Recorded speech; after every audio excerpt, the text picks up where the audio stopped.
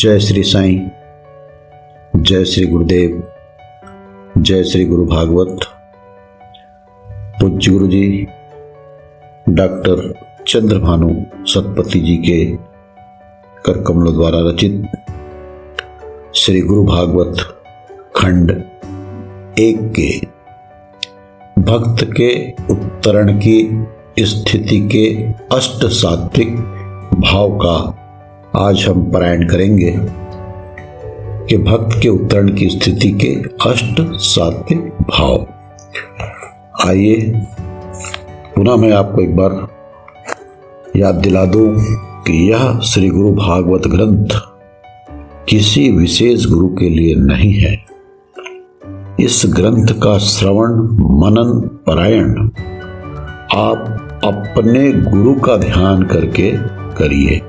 जो भी गुरु हो, जैसा भी आपका गुरु हो, जहां भी हो, उसका ध्यान करके इसका पारायण करिए। निश्चित आपको आपके गुरु के सानिध्य का लाभ मिलेगा। आइए हम पारायण प्रारंभ करते हैं। भक्त के उत्तरण की स्थिति में अष्ट सात्विक भाव। सुभक्त गुरु भक्ति की चरम स्थिति में पराभक्ति की धारा में मिल जाता है। वह गुरु भाव में लीन होकर संसारी जीवन को भूल जाता है। श्री गुरु भक्त को आकर्षित करके उसके हृदय में भक्ति को जगाकर भाव उद्रेक करते हैं और स्वयं ही उस भाव को ग्रहण करते हैं। श्री गुरु की कृपा के बिना अंतर में भक्ति नहीं जागती। उसे ना तो ज्ञान मिलता, ना तो कर्म और ना ही धर्म मिलता है। श्री गुरु की कृपा के बिना अंतर में भक्ति नहीं जागती। उसे ना ज्ञान मिलता है, ना तो कर्म और ना ही धर्म। श्री गुरु की कृपा शक्ति के बल पर, श्री गुरु की कृपा शक्ति के बल पर दूषित बुद्धि कम होती जाती है। दूषित बुद्धि कम होती जाती है। फिर विवेक शक्ति जागृत होने पर नित्य अनित्य का बोध होने लगता है। श्री गुरु की कृपा शक्ति के बल पर दूषित बुद्धि कम हो जाती है। फिर विवेक शक्ति जागृत होने पर नित्य अनित्य का बोध होने लगता है। श्री गुरु मुक्ति का बाह्य और आंतरिक दोनों पथ दर्शाते हैं। भक्त जब उस पथ पर चलता है अर्थात गुरु मार्ग पर, तो वह धीरे धीरे प्रगति करता है। गुरु शक्ति के संचार से मन में दिव्य भाव जाग उठता है। तब उसकी भावना भक्तिमय और पुण्य कर्म हो जाते हैं। गुरु शक्ति के संचार से मन में दिव्य भाव जाग उठता है तथा उसकी भावना भक्तिमय और कर्म पुण्यमय हो जाती है। फिर वह श्री गुरु के मुख को देखते हुए स्वयं को भी भूल जाता है। गुरु के मुख को देखते हुए अपने आप को भूल जाता है। वह निद्रा एवं भोजन को भूलकर गुरु के द्वार पर पड़ा रहता है। निद्रा एवं भोजन को भूलकर गुरु के द्वार पर पड़ा रहता है। श्री गुरु भक्त में भक्ति का बीज बोकर उसे पावन करते हैं। श्री गुरु भक्त में भक्ति का बीज बोकर उसे पावन करते हैं। गुरु कृपा के कारण उसके स्वभाव में परिवर्तन हो जाता है, विनम्रता आ जाती है। गुरु कृपा के कारण उसके स्वभाव में परिवर्तन होता है, विनम्रता आ जाती है। तब भक्त अष्ट सात्विक भाव से युक्त हो जाता है और उसका मन भाव पूजा में लगता है। फिर वो सद्गुरु की शक्ति के फलीभूत होने पर भक्त को दिव्य ज्ञान मिलता है। तब भक्त अष्ट सात्विक भाव से युक्त हो जाता है और उसका मन भाव पूजा में लगता है। फिर शक्ति के फलीभूत होने पर, फिर सद्गुरु की शक्ति फलीभूत होने पर भक्त को दिव्य ज्ञान मिलता है। इस स्थिति में भक्त कभी शांत रहता है, कभी वो उन्मत्त हो जाता है, कभी वो आनंद में रहता है और कभी उदासीन हो जाता है। तब वह श्री गुरु का स्मरण करके रोता रहता है। तब वह गुरु का स्मरण करके रोता रहता है। कभी वो बिना कारण हंसता है, उसे स्वयं का भी ध्यान नहीं रहता और वो श्री गुरु के स्मरण में मग्न रहता है। श्री गुरु के स्मरण में मग्न रहता है। वह प्रायः मौन रहता है और अपने आप से बात करता रहता है। फिर वो शयन में, स्वप्न में और जागृत अवस्था में अपने मन में श्री गुरु की सदा स्मरण करते रहता है। हर अपने कर्तव्य का कर्म करते हुए वह अपने मन में श्री गुरु को स्मरण करते रहता है। वह अपनी दाढ़ी और केस बढ़ाकर वितरागी होकर घूमता रहता है। वो जल अन्न छोड़ देता है और अर्ध पागल की भांति दिखाई देता है। वह गुरु प्रेम में निमग्न रहकर एक स्थान से दूसरे स्थान घूमते रहता है। वह बाह्य रूप से चंचल दिखने पर भी अंतः स्थल से निश्चल रहता है। वह श्री गुरु के उच्चिष्ट को शुद्ध मन एवं प्रेम सिखाता है। उच्चिष्ट यानी गुरु के छोड़े हुए अन्न को शुद्ध मन एवं प्रेम से खाता है और श्री गुरु की सेवा के लिए वो सदा आकुलित रहता है। जैसे आपने हनुमान का चित्र देखा होगा कि बायां पैर मुड़ा हुआ पीछे की तरफ, दाहिना पैर सामने, मतलब तुरंत दौड़ने की मुद्रा पे, प्रभु कब आदेश दें और मैं दौड़ पड़ूं। एकदम जैसे रेस पे लोग तैयार बैठे रहते हैं, सेम उस मुद्रा पे भक्त शिरोमणि हनुमान बैठे रहते हैं और इसी मुद्रा पे अधिकांश उसकी फोटो से पूजा की जाती है। अर्थात अपने गुरु की सेवा के लिए वो सदा आकुलित रहता है। उसे संसार अच्छा नहीं लगता और श्री गुरु के बिना उसे सब कुछ सारहीन लगता है। श्री गुरु का स्मरण करके उसका मन सदा विगलित रहता है। उसे संसार अच्छा नहीं लगता और श्री गुरु के बिना सब कुछ सारहीन लगता है।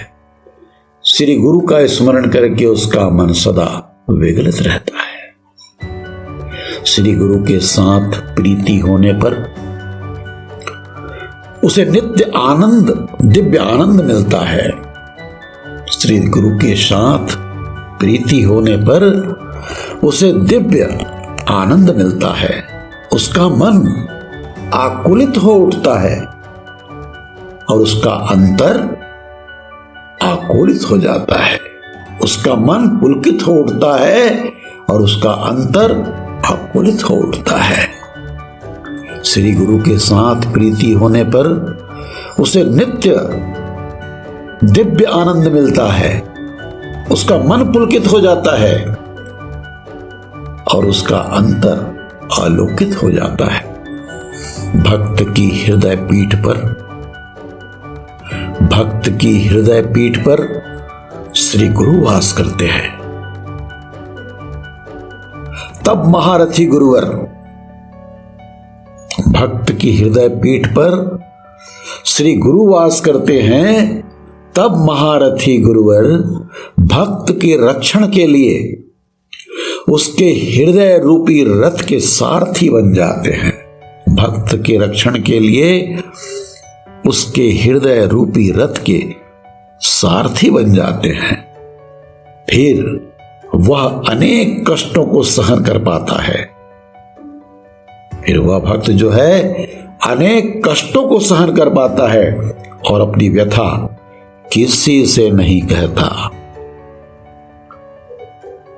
फिर वह भक्त अनेक कष्टों को सहन कर पाता है और अपनी व्यथा किसी से नहीं कहता, किसी के सामने जाकर रोता नहीं, गिड़गिड़ाता नहीं। जब जीवात्मा जागृत हो जाती है तब मन विस्तारित हो जाता है। जब जीवात्मा जागृत हो जाती है तो मन विस्तारित हो जाता है। भव जंजाल को सहकर वह प्रारब्ध को जला देता है। भव जंजाल को सह कर वह अपने प्रारब्ध को जला देता है। उसके पाप संस्कार कट जाने पर पुण्य संस्कार बढ़ने लगते हैं। भव जंजाल को सह कर वो प्रारब्ध को जला देता है। उसके पाप संस्कार कट जाने पर पुण्य संस्कार बढ़ने लगता है। देखिए, हमारा जो प्रारब्ध है वो तो हमें ही भोगना पड़ेगा, कोई दूसरा उसे नहीं भोगेगा। लेकिन यदि गुरु की कृपा रही, हमारे हृदय पे गुरु विराजित हैं, तो प्रारब्ध तो आएगा। यदि सब्बल लगना है लोहे के रूप में तो वो गुरु कृपा से सुई होगा, लोहा तो लगेगा, चाहे वो सब्बल हो चाहे सुई। गुरु यदि आपके साथ हैं तो सब्बल की जगह वो लोहा की जगह सुई हो जाएगा, सुई एक पीन चुभेगा बस। ये है गुरु की कृपा। पाप प्रारब्ध के नष्ट होने पर मन में कलुषता नहीं रहती। जब पाप प्रारब्ध के नष्ट हो जाते हैं तो मन में किसी प्रकार की कलुषता नहीं रहती। फिर वो मनुष्य के अंतःकरण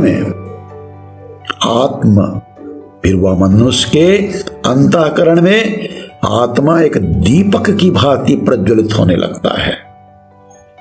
पाप प्रारब्ध के नष्ट होने पर मन में कलुषता नहीं रहती, तो मनुष्य के अंतःकरण में आत्मा एक दीपक की भांति प्रज्वलित होने लगती है। उसके लिए श्री गुरु ही जगत हैं। उसके लिए श्री गुरु ही जगत हैं और श्री गुरु से ही जगत की सृष्टि है और श्री गुरु से ही जगत की सृष्टि है। माया जड़त संसार में वह सर्वत्र श्री गुरु को ही देखता है, उसके अलावा कुछ भी उसे दिखाई नहीं देता। वो जहां जाता है मन ही मन अपने गुरु की तस्वीर ढूंढते रहता है और जिस घर पे उसको अपने गुरु की तस्वीर मिल जाती है वो घर उसे अपने परिवार जैसा लगता है। सुभक्त अंतःकरण में शांत चित होकर दिव्य पथ पर चलता है। वह निर्लिप्त भाव धारण करके एकाग्रचित होकर चलता है। सुभक्त अंतःकरण में शांत चित्त होकर दिव्य पथ पर चलता है, वह निर्लिप्त भाव धारण करके एकाग्र चित्त होकर चलते रहता है। यह श्री गुरु भागवत जो ग्रंथ है, हम सब के लिए एक अमृत कलश है। अमृत कलश पूज्य गुरुदेव ने हम सभी पर कृपा करके इस अमृत कलश को हमें सौंपा है। अब हमारा कर्तव्य बनता है कि हम इस श्री गुरु भागवत ग्रंथ को कितना अधिक अपने अंतर ग्रहण करने का प्रयास करते हैं। जितने बार पढ़ेंगे कुछ ना कुछ नया दिखाई देता है। जैसे लगता है कि पिछले समय हम इसे भूल गए थे पढ़ना। एक दिन में केवल एक पत्ता ही पढ़ें, केवल एक पत्ता, एक पेज, लेकिन तब पढ़ें जब ऐसा लगे कि अभी मैं इसे समझ सकता हूं। पारायण के नाम से मत पढ़िए कि प्रातः उठ गए और नहीं मुझे पारायण करना है, पारायण किए काम नहीं करना है। जब आपको समय लगे कि अभी उचित समय है पढ़ने का, उस समय पढ़िए। आइए हम कथा को आज यहीं विराम देते हैं। इसके आगे गुरुवर की कृपा होगी, बाबा का आशीष होगा, तो गुरु के सूक्ष्म संकेत एवं गुरु के कर्मीगण, गुरु का सेवक बनने के आवश्यक गुण, इस विषय में हम पारायण अगले हफ्ता करेंगे। पुनः आपको याद दिला दूं कि यह गुरु भागवत किसी विशेष गुरु के लिए नहीं, ना ही किसी जाति, ना ही किसी धर्म, ना ही किसी संप्रदाय और ना ही किसी प्रांत के लिए। ये सभी गुरु तत्व के ऊपर आधारित है। मात्र गुरु तत्व, यह ग्रंथ गुरु तत्व पर आधारित है। जय श्री साईं, जय श्री गुरुदेव, जय श्री गुरु भागवत।